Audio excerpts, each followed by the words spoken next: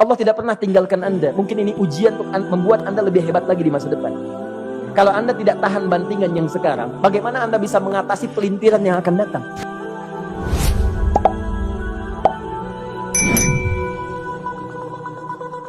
Semua keadaan jiwa kita, hati kita, perasaan-perasaan kita sudah lebih dulu bahkan pernah dirasakan oleh Nabi Muhammad SAW. Kalau Anda pernah gelisah, Nabi dulu pernah gelisah.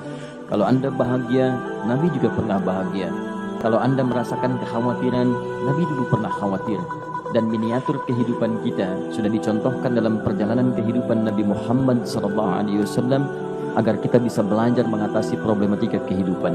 Allahu Akbar, kalau beliau tidak diutus oleh Allah, kita tidak tahu bagaimana cara menyelesaikan pemetaan kehidupan kita hingga dengan saat ini. Bahkan satu ketika pernah beliau kemudian dalam masa yang telah panjang berdakwah, qadarullah kemudian ada wahyu yang jeda datangnya tidak seperti biasanya. Biasanya datangnya cepat, berganti hari turun wahyu, ganti pekan turun wahyu. Ini beberapa masa wahyu belum turun. Ada hikmah di balik itu. Teman-teman sekalian, tiba-tiba beliau naik ke atas bukit, wahyu belum turun juga. Pulang ke rumah, belum turun juga. Sampai keadaan itu terlihat oleh kalangan kafir Quraisy dan mereka berkata, lihatlah Muhammad sudah gila, dituduh gila. Jadi kalau Anda cuma dituduh dengan hal-hal yang ringan, dituduh soleh, kan? Dituduh kemudian orang yang berubah, dituduh semakin beriman dan sebagainya, barangkali itu lebih baik. Nabi dituduh gila, Anda bayangkan. Tuh Muhammad sudah gila, Muhammad sudah ditinggalkan oleh Tuhannya, Muhammad sudah kehilangan pegangannya, Muhammad sudah tidak punya orientasi, orangnya sudah nggak jelas, bolak-balik tidak karuan, naik ke atas bukit seakan-akan orang yang frustasi dan seterusnya. Tapi tahukah Anda apa yang terjadi? Setelah berbagai cacian, makian, tuduhan macam-macam diterima oleh Nabi SAW, lantas tibalah masanya Allah menurunkan satu surah, bahkan disandingkan dengan surah yang lainnya. Bersandinglah dua surah ini secara bersamaan turun, surah ke-93 dan surah ke-94-nya, terkait berkelindan memberikan satu harapan yang sangat panjang.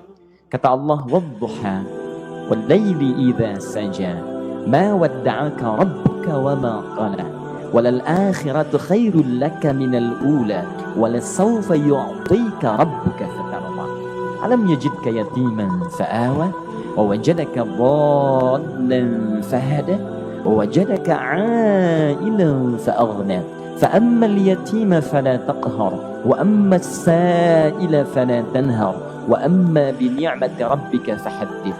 Ya Muhammad, saya bersumpah dengan waktu duha. Kalau kita baca dengan ilmu balaghahnya, itu bukan sekedar sumpah mengilustrasikan waktu duha. Karena di ilmu balaghah itu nanti ada 3 turunan ilmu.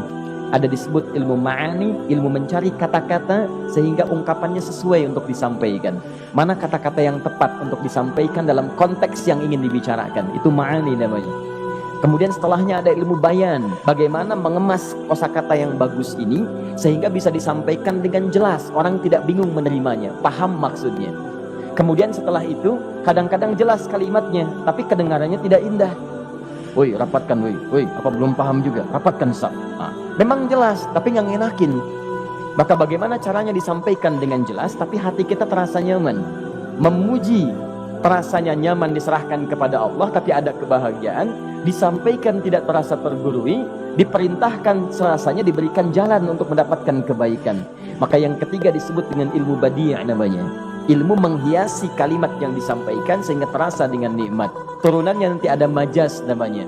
Mengambil sebuah kalimatnya untuk diposisikan pada kalimat yang nyaman disebut dengan kinayah turunannya. Maka teman-teman, kata Allah, wadduha, diterjemahkan demi waktu duha, bukan sekedar waktu duha, karena duha itu ada cahaya yang indah, dirasakannya enak. Antum keluar waktu duha kan enak tuh, berjemur, kata orang Sunda moyan gitu kan, datang, bahkan sampai dianalisis ada vitamin D-nya bisa terasakan ya. Kemudian setelah itu ada kenikmatan, enak suasananya, seakan-akan dunia milik sendiri, yang lain numpang. Wah, nyaman keluar itu.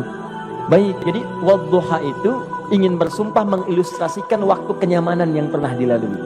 Kalau dalam bahasa tafsir yang luasnya, saya bersumpah Muhammad demi segala kenikmatan yang pernah engkau rasakan dalam hidupmu, seperti engkau merasakan cahaya duha itu.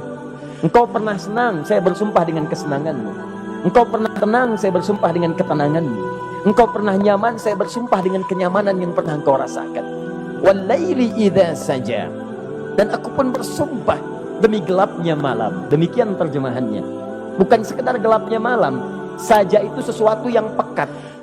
Ya, ini belakang kelihatan agak gelap nih. Untuk memberikan proyek kesini aja Pak, saya cuma ngasih contoh ini. Contoh, saya bukan mengeluh, bukan, ingin memberi contoh. Ya, contoh pada ilustrasi yang mau saya sampaikan. Gak apa-apa, biarkan saja. Saya mau contoh kasih kata saja. Ya, ini belakang agak gelap untuk memproyeksikan cahaya ke sini. Tapi yang mau saya sampaikan, kalau gelapnya begitu pekat, semua cahaya ini nggak ada. Cahaya nggak ada nih, sama sekali tidak kelihatan. Saya mau tanya pada Anda, beraktivitasnya mudah atau sulit? Mudah nggak menemukan sendal Anda di luar?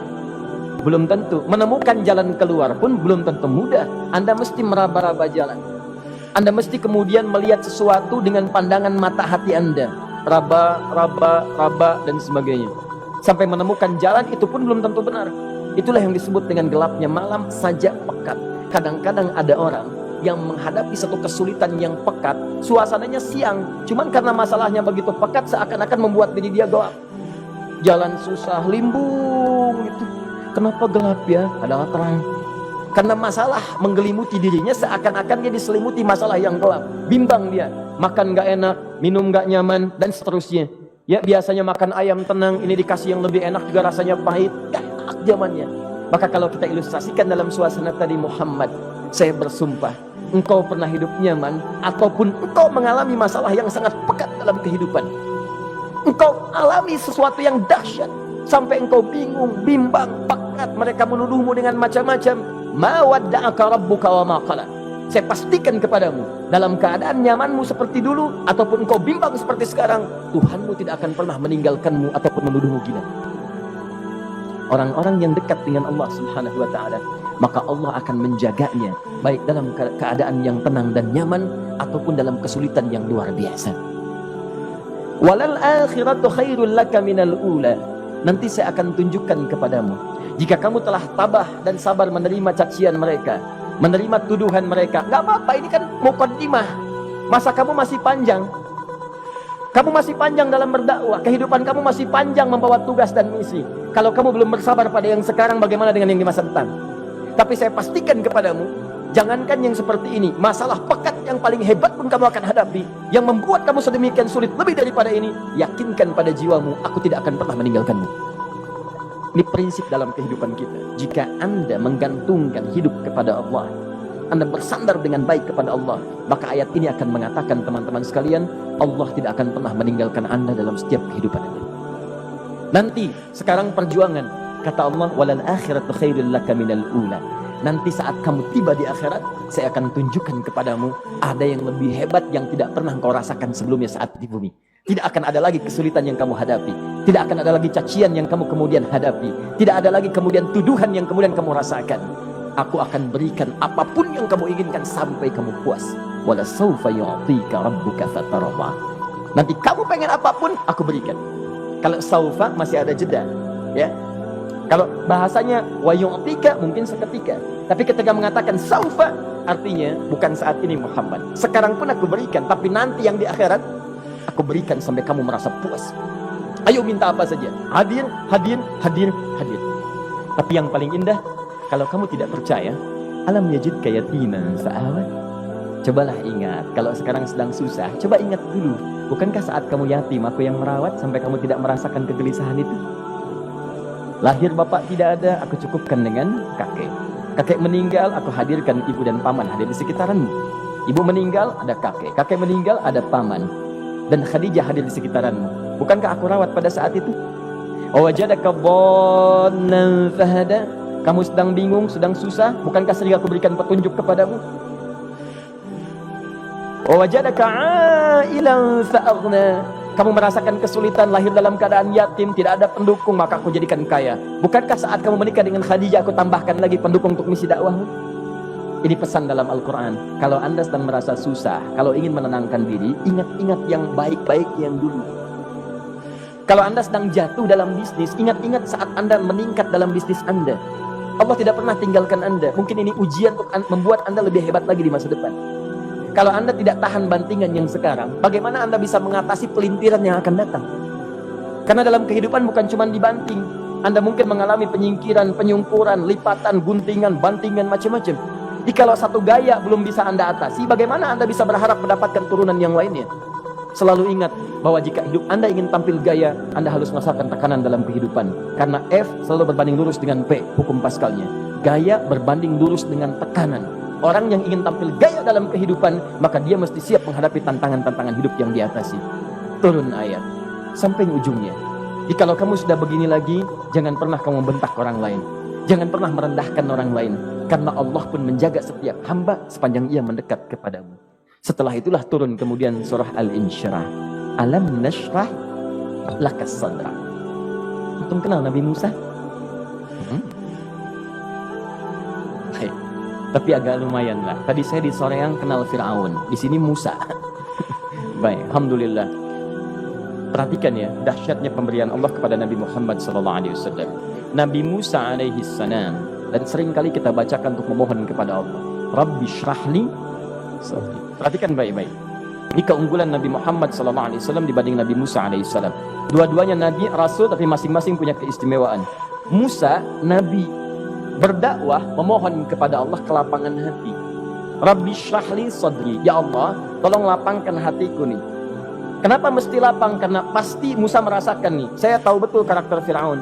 Belum apa-apa sudah memaki. Kalau orang yang hatinya tidak lapang, tidak akan tahan dengan makian, keluarlah kemudian balasan yang tidak digambarkan sebelumnya. Fir'aun itu kasar. Kasarnya bukan sekedar kasar, bahkan saking kasarnya bisa berujung pada eksekusi kematian. Saya contohkan tadi di sore yang ini, saya nggak suka dengan rambutnya nih, kata Fir'aun. Bukan nyuruh nyukur, mas, tolong pisahkan kepala dari badannya. Gitu gayanya tuh, Fir'aun.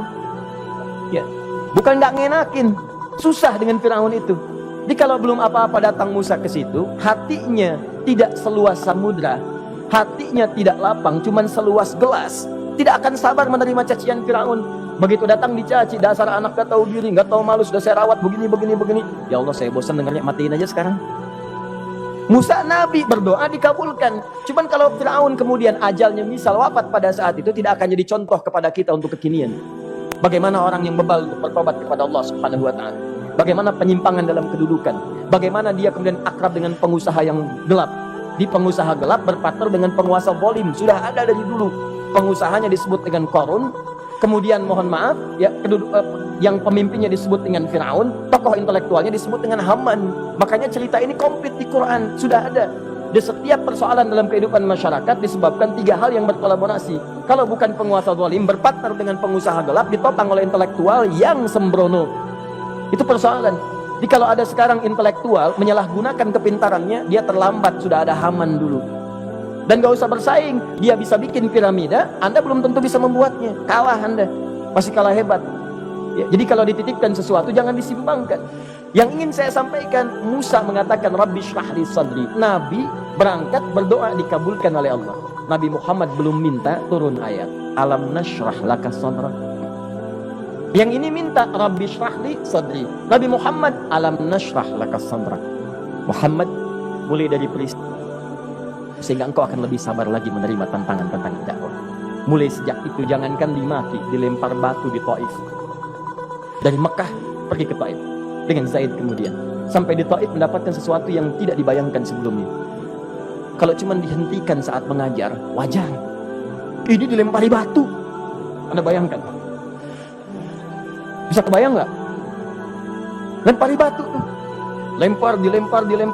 Saya jadi tameng, berdarah-darah, kemudian mundur, beristirahat di bawah tepian pohon. Begitu beristirahat, datang malaikat penjaga dua gunung. Turun malaikat dengan kesal mengatakan, Ya Rasulullah, mud yadaika ilas sana. Ya Rasulullah, angkat tanganmu ke langit, minta kepada Allah, aku angkat dua bukit di Taif, aku himpit keduanya. Aku himpit penduduk Taif dengan dua bukit. Apa jawab Nabi? Karena sudah mendapatkan kelapangan, ketenangan, belajar dari peristiwa-peristiwa tadi, indah jawabannya. Lah, katanya, tolong jangan lakukan. Innahum qaumun la ya'lamun. Mereka belum paham saja. Mereka belum mengerti. Tolong jangan lakukan. Aku bermohon kepada Allah. Boleh jadi nanti di masa depan akan ada hamba-hamba terbaik yang lahir dari bumi Taif ini. Kemudian beliau berkata, Rabbi, ila man takilluni, a ila qaribin yu'limuni, am ila ba'idin yu'dhini, fa ana radin ma lam taghdab ilayya. Ya Allah, kemana lagi engkau akan utus aku untuk berdakwah setelah peristiwa ini? Apakah tempatnya lebih dekat aku jangkau sekarang, tapi di situ aku akan disakiti lagi? Ataukah jaraknya masih jauh, tapi di tempat itu aku akan dizalimi lagi? Aku ridha ya Allah dengan itu semua, asalkan engkau tidak marah kepadaku. Asalkan engkau tidak marah kepadaku. La haula wala quwata illa billahil aliyil azim. Begitu kelapangan itu muncul, ridha dengan ketetapan dan siap, tabah, kuat, hadir dalam jiwanya. Tiba-tiba turun undangan, tunaikan Isra dan Mi'raj. Diangkat statusnya, naik mendekat kepada Allah Subhanahu wa taala. Dihilangkan bebannya, wa wada'na anka wizra alladhi anqadha dhahrak. Itu hikmah, teman-teman. Barangkali kalau antum saat ini datang ke masjid ini untuk kajian, sedang bawa beban, ada kesulitan, penuh dengan macam-macam, barangkali dibacakan surat Ad-Duha tadi untuk memberikan harapan kepada anda. Ini bukan PHP, karena ini bukan masalah urusan manusia. Ini adalah janji yang tidak akan pernah diingkari. Innallaha la yukhliful mi'ad. Kata Allah, anda punya masalah, ingat suasana tenang pada masa lalu. Bukankah saya memberikan ketenangan kepadamu? Mendekat kepada saya, anda bersabar, yakinkan bahwa ujian yang saya berikan saat ini sesungguhnya untuk membuat kamu lebih hebat di masa depan. Karena orang hebat tidak akan pernah sepi dari ujian untuk membuat dia lebih kuat menghadapi tantangan dalam kehidupan.